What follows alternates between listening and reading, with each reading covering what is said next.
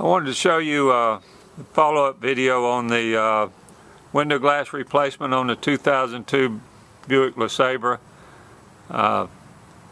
This is the replacement glass we've got in now. I'm about ready to finish installation. Saw in the previous video that I might have been too far up close. I'm trying to record this with one hand and do some things with the other.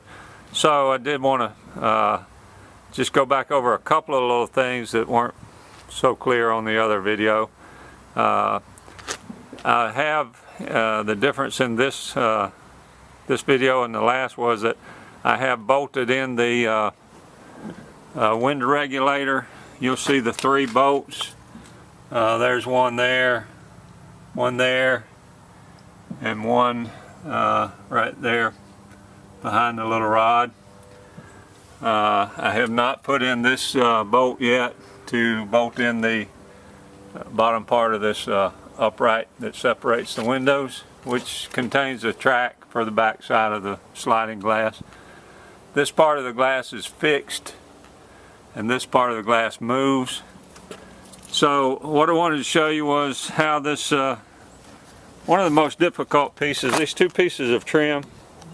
Well, to start with, I wanted to show you this little block that I cut out to brace the window up. I had that holding the window up temporarily in the last video, so that's what it is. It's 10 5/8 inches long on the with a little bit of an angle on the bottom side there.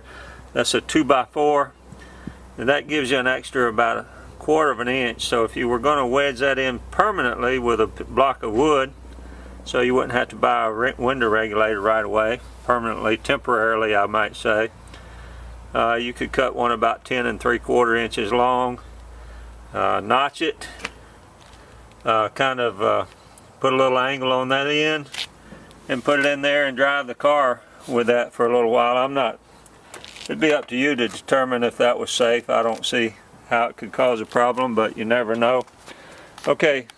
That would be up to the discretion of the person there. It could be a way you could temporarily use your car while you were trying to get a window regulator.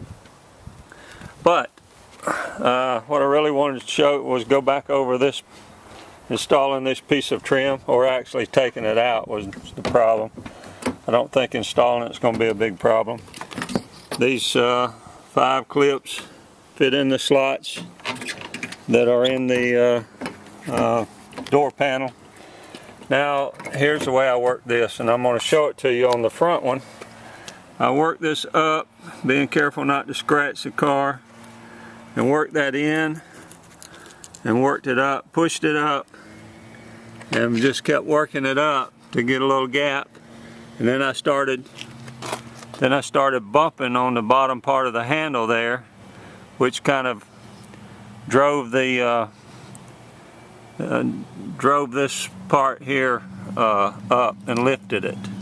As you can see, it's a little tight to lift, but it will work up. So that's how I work this up. I use this in place, bumping it with my hand, worked it in, and then started bumping it up and worked it all along. As you can see where these clips are, you see right in here where the clips are. Just work that up, bumping up. I didn't release the clips or anything like that. I just used the pressure to bump it with the putty knife. So I think that'll go back down pretty easily. I'll probably cut a piece of wood, get that in place, and probably just put my wood here and then just bump the wood down all along, working along to work it back down. I don't think it's going to be difficult at all to work that back into place, but I will use a piece of soft wood so I don't scratch anything up. So that's how that'll go back on. This long piece on the inside here will just fit in, I think, with very little problem. It just fits right in. I'll have to work that a little bit, but it just slides over the little lip there. Let's see if there's anything else I can show you right now. going to try to keep this one short. It's 5 minutes already.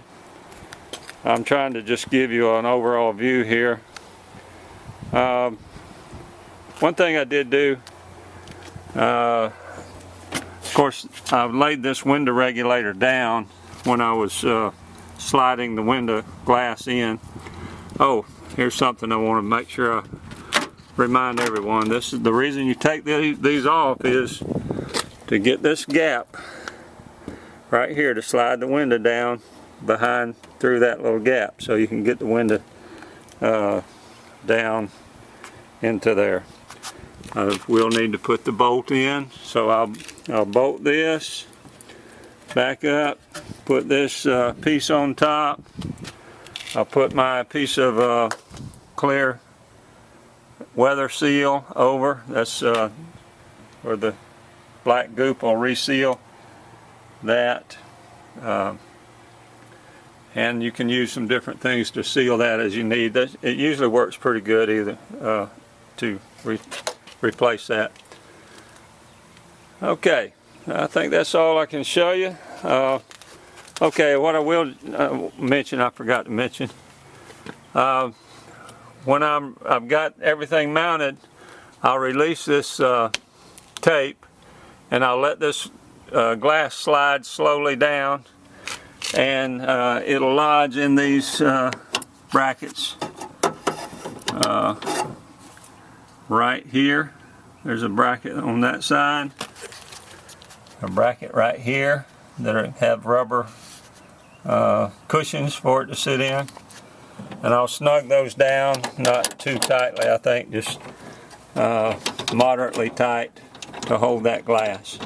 And then what I'll do is I'll take it back up easy and monitor it so that I determine that the motor works good and that it slides back into place properly. So that's all there is.